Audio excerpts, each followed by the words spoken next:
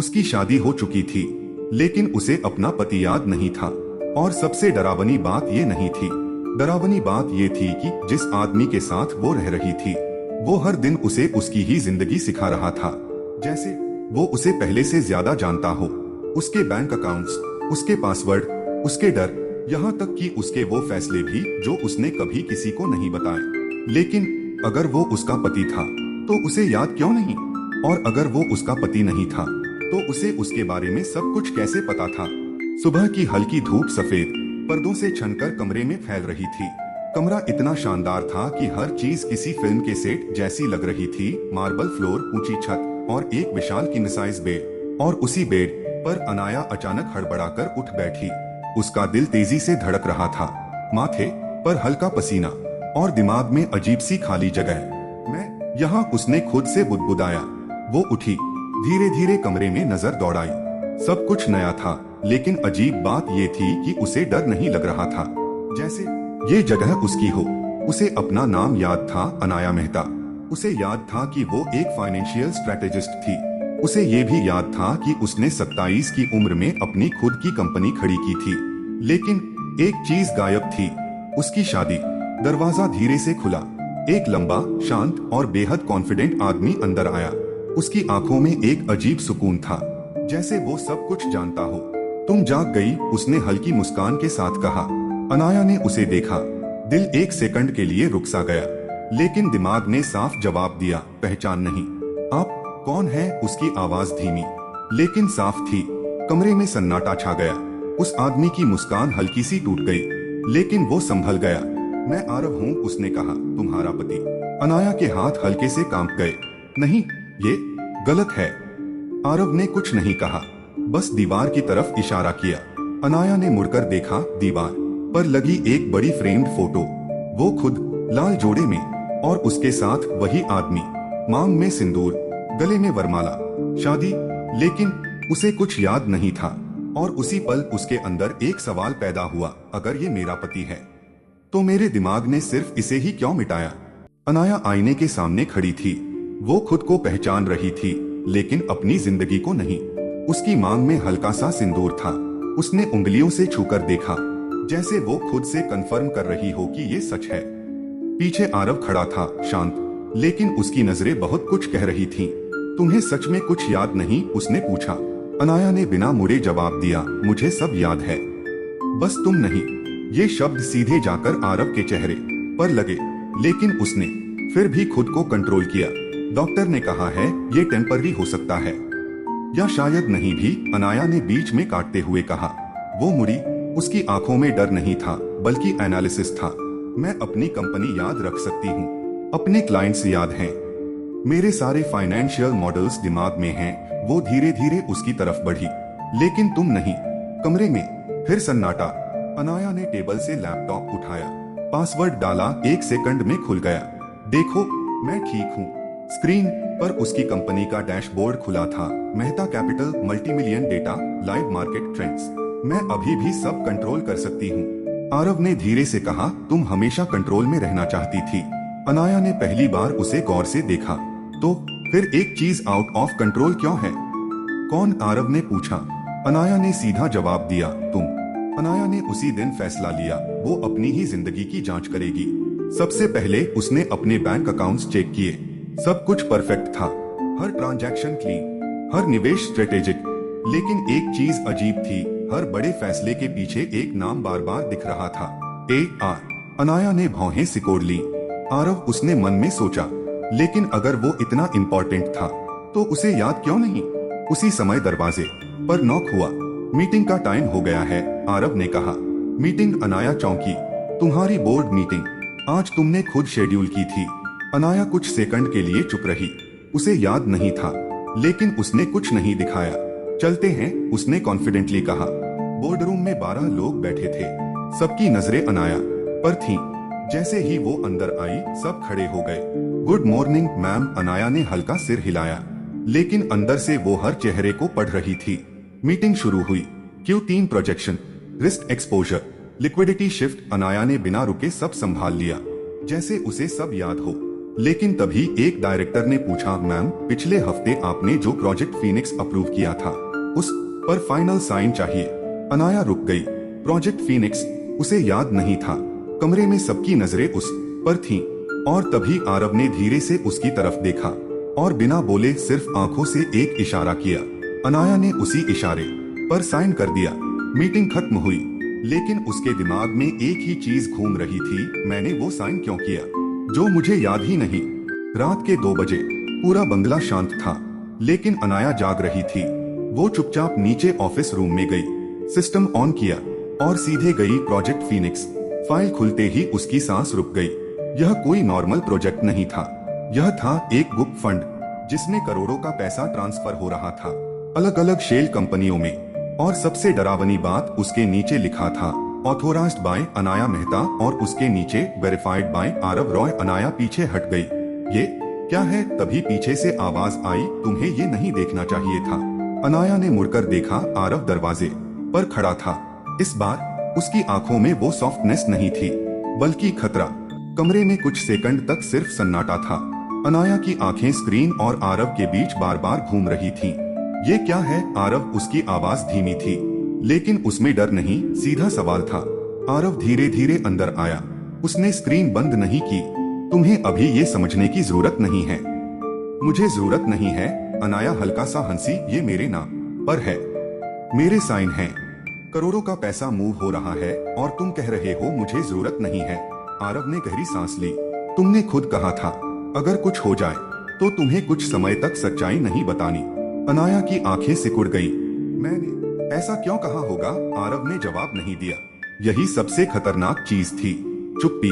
ठीक है, अनाया ने धीरे से कहा, तो अब मैं खुद पता लगाऊंगी। वो उठी, लेकिन जाते जाते रुकी, और इस बार बिना तुम पर भरोसा किए। आरव ने पहली बार थोड़ा सख्त होकर कहा, तुम मुझ पर भरोसा नहीं करोगी तो तुम जिंदा नहीं रहोगी। अनाया रुक गई, लेकिन मुड़ी नहीं। तो फिर शायद मुझे सच जानना और भी जरूरी है। अगले दिन अनाया सीधे अपने पुराने ऑफिस मेहता कैपिटल के बैकएंड डेटा सर्वर रूम में गई। ये जगह सिर्फ वही एक्सेस कर सकती थी, या कोई और। उसने सिस्टम खोला और डीप लॉग्स निकालने शुरू किए। हर ट्रांजैक्शन, हर शेल कंपनी, हर हिडन राउट। कुछ मिनट बाद एक पैटर्न सामने आया। हर पैसा एक ही जगह जा रहा था। एक नाम, नेक्सस होल्डिंग्स। अनाया ने तुरंत सर्च किया।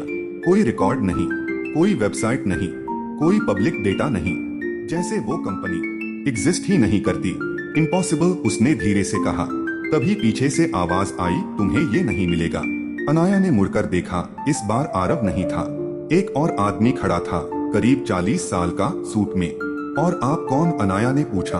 वो मुस्कुराया, तुम्हारे पुराने पार्टनर, नाम विवान। अनाया के दिमाग में कुछ फ्लैश हुआ, लेकिन पूरा नहीं। अगर तुम्हें सब जानना है, विवान आगे बढ़ा, तो पहले ये समझो कि तुमने खुद ये सब क्यों शुरू किया था। अनाया ने विवान को ध्यान से देखा। मैं इलीगल फंड मूवमेंट क्यों शुरू करूंगी? विवान हंसा। इलीगल? उसने सिर हिलाया। तुम अभी भी आधी कहानी देख रही हो। उसने टेबल पर एक फाइल रखी। ये पढ़ो। अनाया ने फाइल खोली। पहला page, government blacklist, internal corruption index. उसमें बड़े बड़े नाम थे, politician, corporate leaders, banking heads, और नीचे एक line, target for exposure via financial drain model. Anaya की सांस अटक गई। ये क्या है? विवान ने जवाब दिया, ये तुम्हारा प्लान था। तुमने सिस्टम को अंदर से तोड़ने का फैसला लिया था, उनका पैसा उन्हीं के खिलाफ इस्तेमाल करने के लिए। अनाया पीछे हट गई। नहीं, मैं ऐसा रिस्क नहीं ले सकती, विवान ने तुरंत कहा। तुम वही लड़की हो जिसने कहा था अगर सिस्टम गलत है तो सेफ खेलना भी गलत है। कमरे में सन्नाटा, और तभी अनाया के दिमाग में एक हल्की सी याद चमकी। वो खुद ये लाइन बोल रही थी। रात अनाया अकेली अपने कमरे में बैठी थी। लैपटॉप खुला था, सामने वही फाइल। उसका दिमाग तेजी से काम कर रहा था। अगर ये सच है तो वो सिर्फ एक बिजनेस वुमन नहीं, एक गेम खेल रही थी। लेकिन सवाल ये था, उसे याद क्यों नहीं? तभी उसे कुछ याद आया। उसने तुरंत अपना पर्सनल वॉल्ट खोला। एक hidden folder, if lost memory, open last. उसका दिल तेज हो गया। उसने फाइल खोली। वीडियो उसने प्ले किया। स्क्रीन पर वो खुद थी, थोड़ी थकी हुई, लेकिन आंखों में आग। अगर तुम ये देख रही हो, वीडियो वाली अनाया बोली, तो इसका मतलब प्लान एक्टिव हो चुका है और तुमने खुद अपनी याददाश्त हटाई है। रियल अनाया का शरीर फ्रीज हो गया। तुम ये इसलिए कर रही हो क्योंकि इस गेम में भरोसा सबसे बड़ा खतरा है।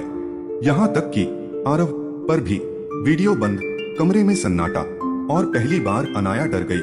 अगली सुबह अनाया ने आरव को देखा जैसे पहली बार देख रही हो। क्या तुम जानते थे? उसने सीधे पूछा। आरव चुप रहा। मैंने खुद अपनी मेमोरी एरेज की थी। कुछ सेकंड बाद था।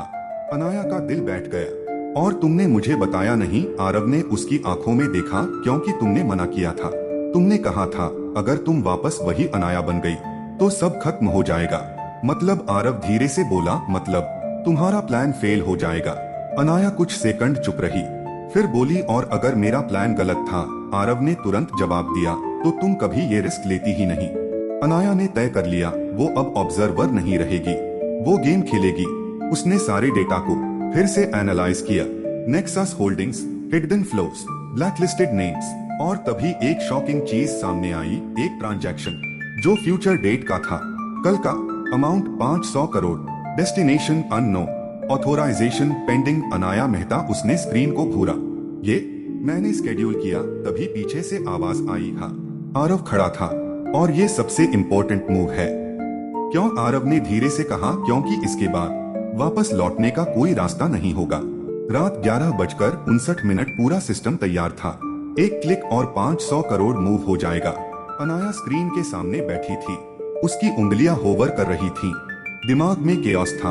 अगर वो ये करती है तो वो उसी रास्ते पर चलेगी जो उसने खुद बनाया था, लेकिन बिना याद के। और तभी स्क्रीन पर एक नया अलर्ट आया, एक्सटर्नल एक्सेस डिटेक्टेड। किसी ने सिस्टम हैक करने की कोशिश की थी। और next line, access source Aarav Roy. Anaya का दिल जोर से धड़का। धीरे धीरे उसने पीछे मुड़कर देखा। आरव दरवाजे पर खड़ा था, शांत, जैसे कुछ हुआ ही नहीं। और उसी पल एक सवाल उसके दिमाग में गूंजा, क्या ये आदमी सच में मेरी मदद कर रहा है, या ये पूरा खेल उसी का है? कमरे में सन्नाटा था। अनाया की नजरें स्क्रीन और आरव के बीच अटकी हुई थीं।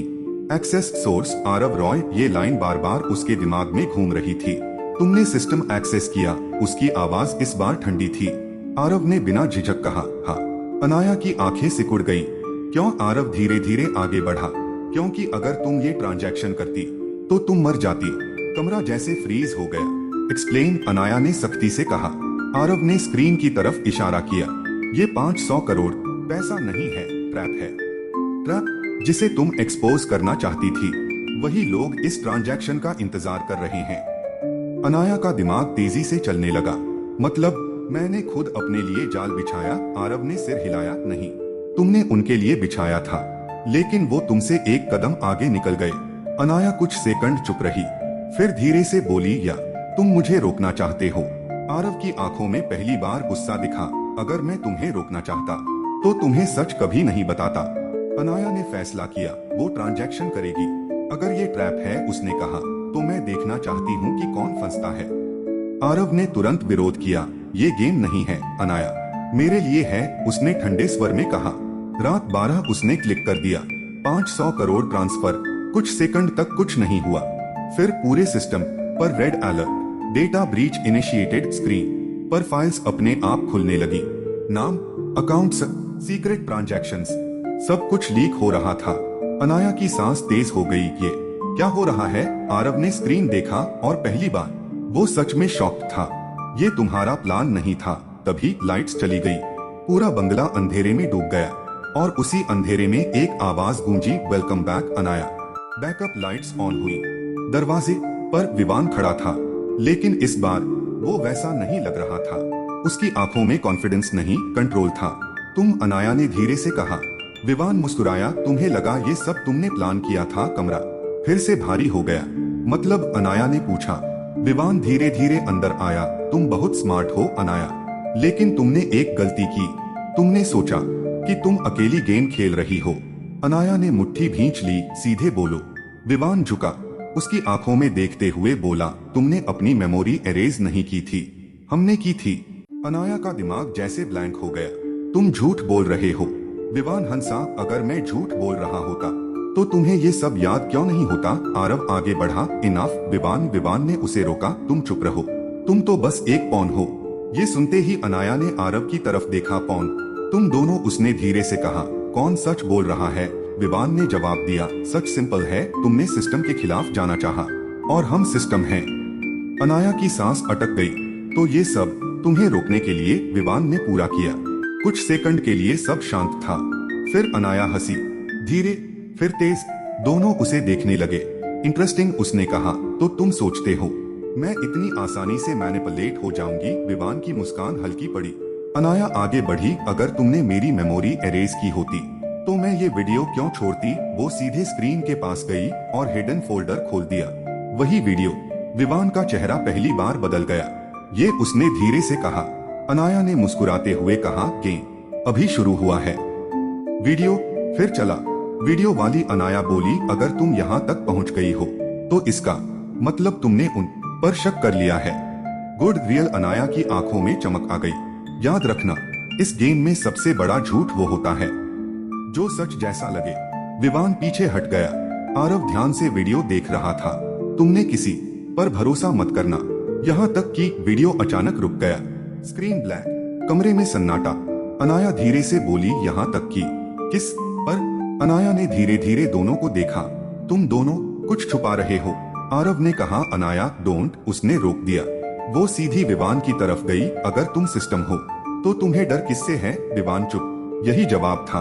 अनाया मुस्कुराई, मुझसे। कमरे का माहौल बदल गया। अब डर उसकी आंखों में नहीं, उनकी आंखों में था।